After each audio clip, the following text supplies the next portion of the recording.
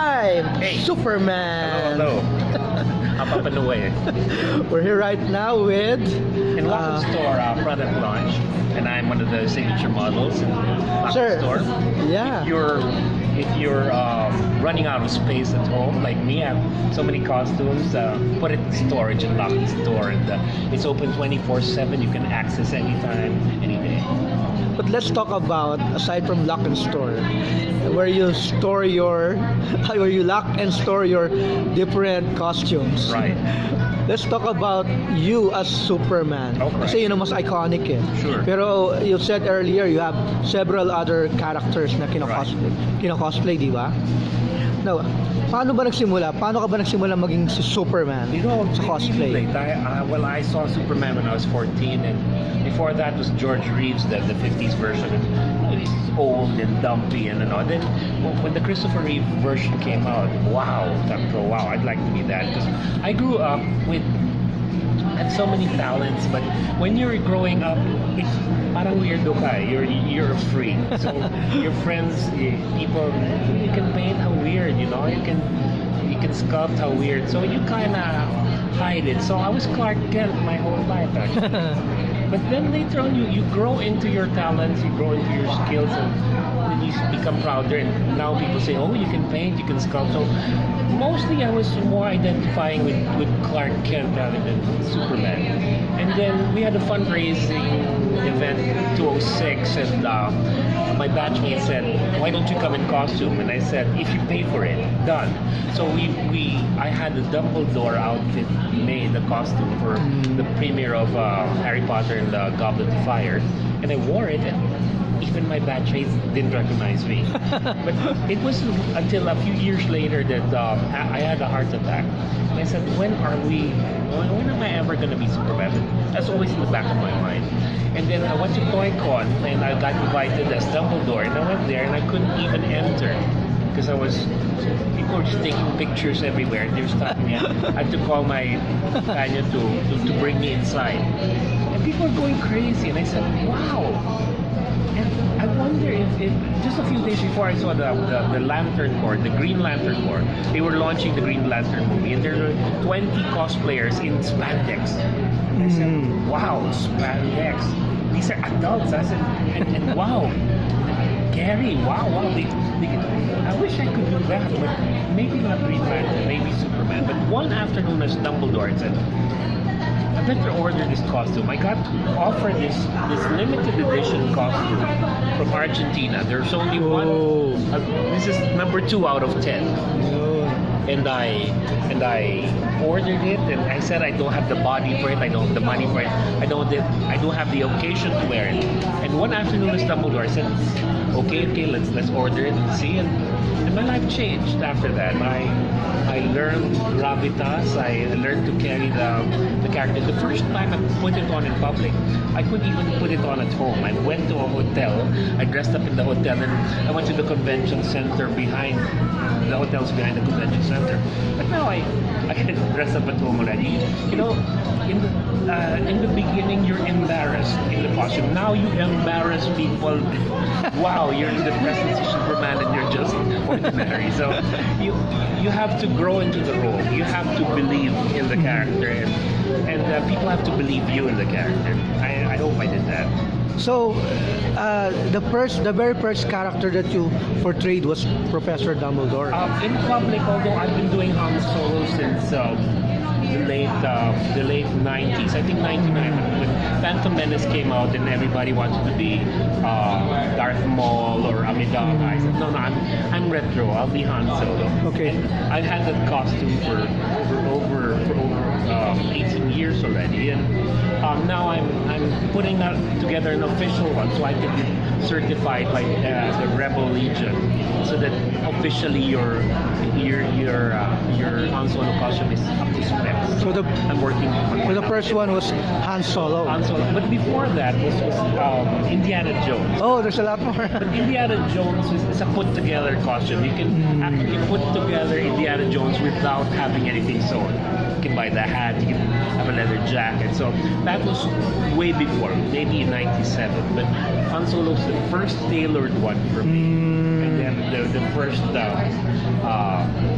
impact was Dumbledore, but the one that became my signature was Superman. And, Yeah, Superman. Now, why do you think is Superman, the character of Superman became the most recognizable for you? I think that is pretty hard to pull off. Like I said, I was Nobody can pull that I was off. afraid to put on easily. spandex. I mean, if you put on spandex, you have to really, very few people can actually put it on and not look silly. Yeah. You have to carry it. And unlike the other costume characters, Batman, The Flash, Superman is a face character. Yes, And you have yes. to have the jawline, Yeah. the stats and all that. And I think I put it on well enough. And a cousin of mine who lives abroad, who hasn't seen me in decades, said that, I swear, Gerard, you're starting to look more and more like me. Yeah. And what do you do? And I said, it's this new thing called makeup. It takes me a couple of hours to look like Superman. You have to contour.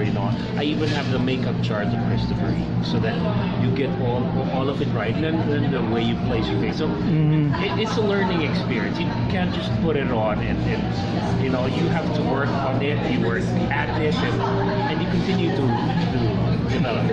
Tell us all the other characters that you cosplay. I have besides Dumbledore, Han Solo. I have Newt's Commander. Well, I did Prince Adam the Beast in the premiere this year. That's Newt's Commander in Fantastic Beasts. As Hercules. My first Disney prince, but he's not an official prince. Then Han Solo, of course. Let's see.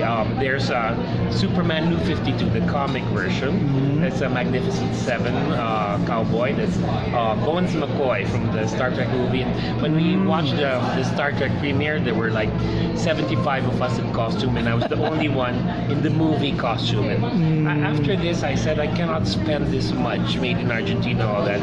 So I learned to sew my own costumes. Oh, okay. When you continue to do Superman, well, I get old and overweight, I can always do Jor-El, the Marlon Brando, the father of Superman, and which I did in WonderCon in the US. And there's Dumbledore, of course, and that's my classic Christopher Reeve Superman.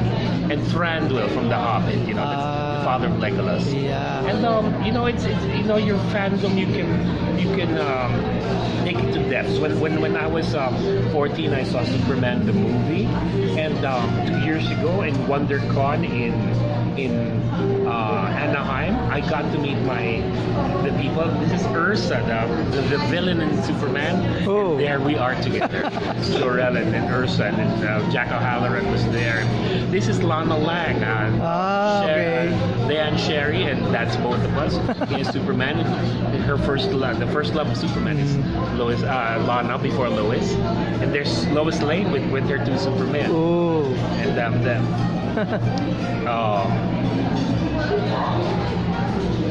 Where is that? In WonderCon in Anaheim, and there's Lois Lane, and there's her Superman, played by myself. Never let go of your dreams, because you will. Lana and I again, and Miss Teschmacher, that's Valerie Perrine, and there we are together. That's her. Yeah. Okay. We shared the same table. That's Mark McClure, Jimmy Olsen, and there he is. Oh. With my artwork. This is my artwork. I did this art. You created that. And then I gave them all copies, and they signed it all for each other. There's Sarah Douglas, Ursa, and there she is holding up my poster in her home in the Stratford-on-the-Avon in England. Where Shakespeare grew up. And there's my artwork. Jor-El, and that's Aaron Smolinski, Baby Clark. And that's how he looks like now. But he was in Man of Steel. There he is, the soldier in Man of Steel. And he's there in Superman Dreams, the little boy in the ID photo guy. And there's a cast photo with me included. And we never met, although we were friends on Facebook for many years. And the day I met him, he was in the room all alone, and I walked in as Jor-El, and I said, "My son, you do not remember me. I'm Jor-El, I'm your father." And we just met, and he embraced me like, "Hello, father." So it's wonderful. And there you are. They have an official cast photo, and there I am together with everyone. So, dear friends, when you pick a cosplay character, be passionate about that character. You make sure you enjoy it. Make the silhouette similar, and try to improve yourself. And later on, other people, if you don't believe in yourself, nobody will believe in you. Oh, one last question. What's your kryptonite? Oh, As rudeness is my kryptonite. Rudeness? I think when people are rude, I try to be rude back, and it's pretty hard to be polite. And you know, it's pretty hard because even when you're Superman, you know, people can be unkind and you know they poke you. Can I have a picture? And is this real? And you know, so I try to be nice, but sometimes that is my kryptonite. I think I'm a magnifying mirror. If you show me rudeness, I can give it to you bigger. If you show me kindness, I can give it back to you. So it's not really a weakness. It's also a strength. But you get what you pay for. personally, do you have a Lois Lane already? No, You don't have it? Yes, please. You don't have one yet? No plan. Superman works alone. How can you devote your time to one person when the rest of the world is waiting for you? Oh. I'm pretty weird. I'm pretty hard to live with. So some people, you know, just because it's the thing to do, they pair off, they get married. And some people are not supposed to get married. Some people are not supposed to have children. Oh, one last word to your fans. Oh, do I have fans? Yeah, you have. Oh, well, thank you. Including me. Wow. Do what you like. Do it like how you're doing it, and do it now, and do it the best way you can. And if you believe in yourself, other people will believe in you. One last thing. Do the iconic shout out for What's Up Filipinas.